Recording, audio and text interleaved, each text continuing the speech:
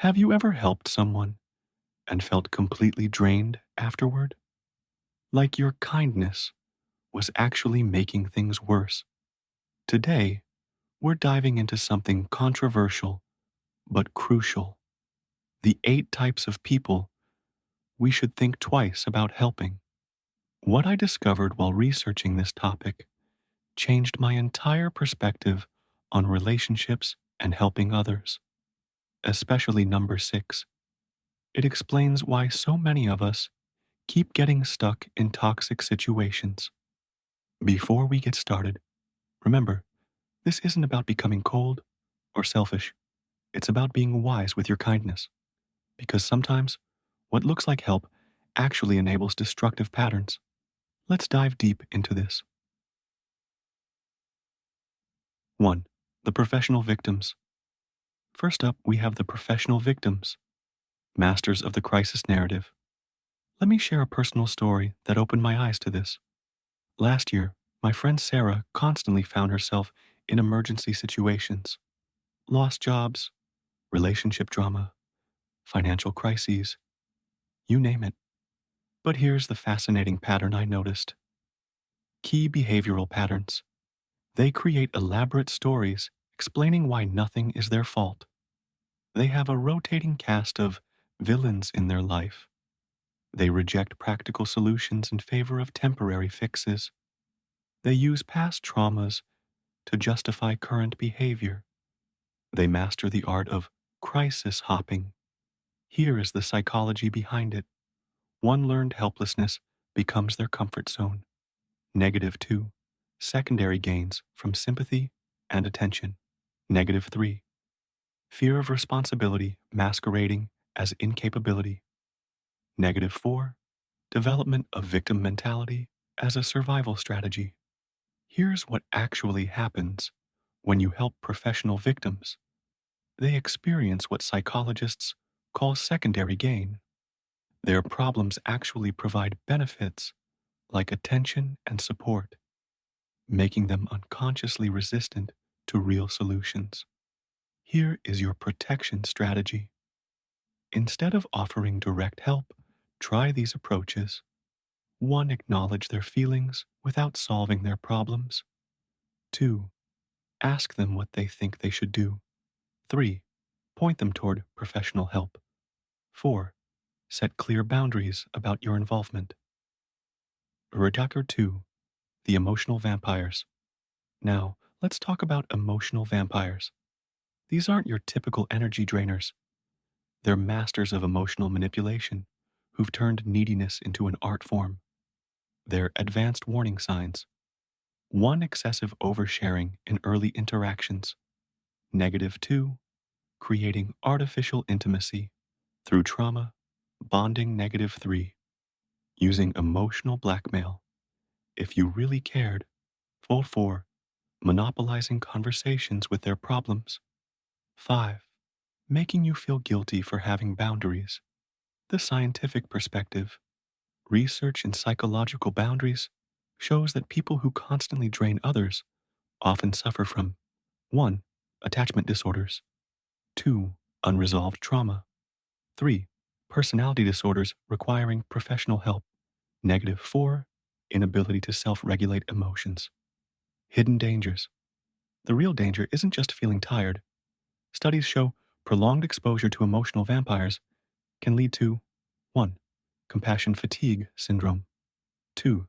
Secondary traumatic stress. 3. Decreased immune system function. 4. Chronic anxiety and depression. 5. Professional burnout. Recovery protocol. If you've been dealing with an emotional vampire, here's your recovery plan. Implement the oxygen mask principle. Set up emotional boundaries. Practice energy preservation techniques. Develop a support system for yourself. No refer. 3. The manipulative users. The manipulative users are perhaps the most dangerous category because they're often the hardest to spot. They're not just opportunists, they're strategic planners who map out their manipulation. Sophisticated manipulation tactics, future faking, making empty promises, intermittent reinforcement, strategic vulnerability, reciprocity, exploitation, gaslighting through subtle invalidation, the psychology of manipulation. Recent psychological studies reveal that manipulators often have high scores on Machiavellianism scales, show reduced empathy in brain scans, display patterns of narcissistic behavior, excel at reading and exploiting others' weaknesses.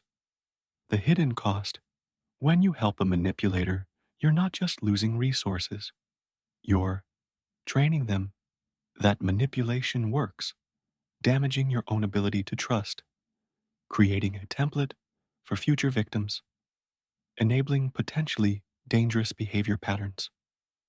Raychalker 4, the responsibility dodgers. Responsibility dodgers have elevated avoidance to an art form. They're not just lazy, they're strategically incompetent. Advanced avoidance strategies. They use strategic incompetence. I'm not good at this. Learned helplessness. I can't do anything right. Selective memory. You never showed me how. Crisis manufacturing. Time manipulation. The neuroscience of avoidance.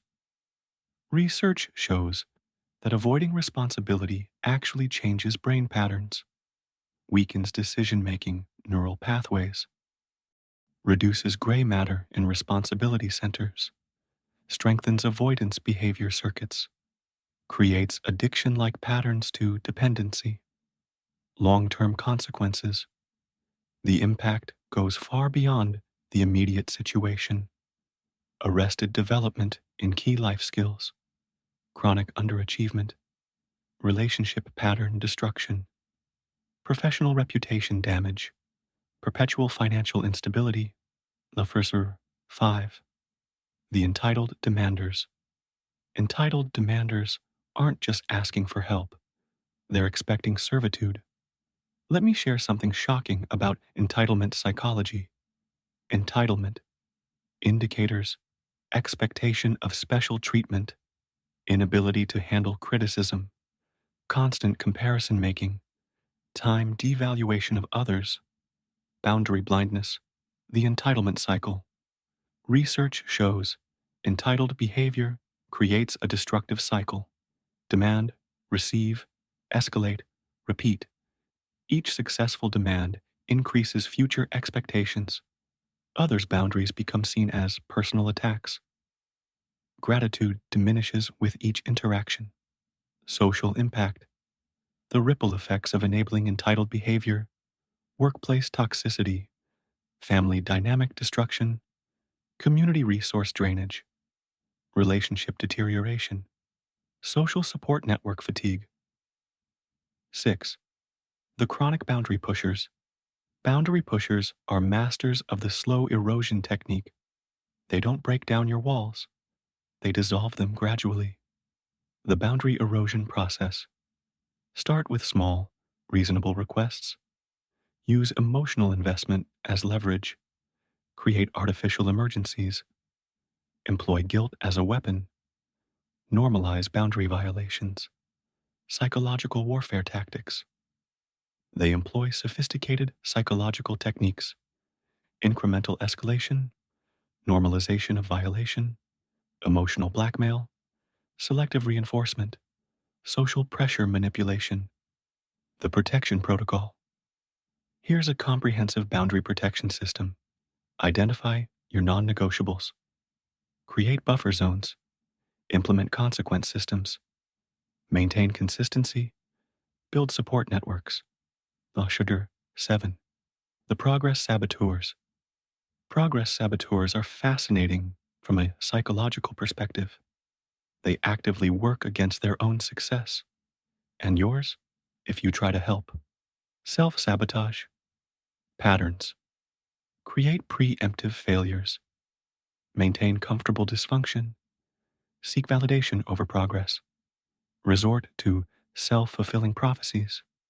Practice selective memory of failures. The psychology of self sabotage. Research reveals surprising motivations. fear of success more than failure, comfort in familiar pain, identity protection through failure, control through predictable negative outcomes, breaking the cycle. Instead of helping, focus on understanding their fear of success, identifying self sabotage patterns, encouraging professional help, supporting without enabling. Turkish Maria 8. The competitive victims. Finally, we have the competitive victims, those who turn suffering into a contest. This is perhaps the most socially toxic category. Competition tactics, suffering, one-upmanship, trauma comparison, attention redirection, support monopolization, achievement, undermining the social impact. This behavior creates support group toxicity, community division, helper burnout, resource misallocation, recovery hindrance.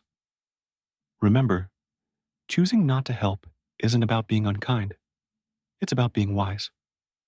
Sometimes, the most caring thing we can do is step back and let people face their challenges.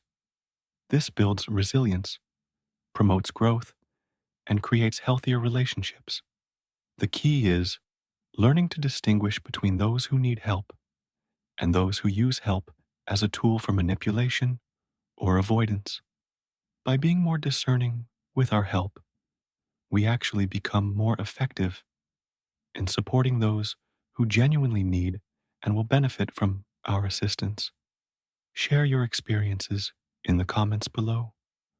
What types of people have you learned to stop helping? How did it change your life? Don't forget to subscribe for more insights on relationships and personal growth. See you in the next video.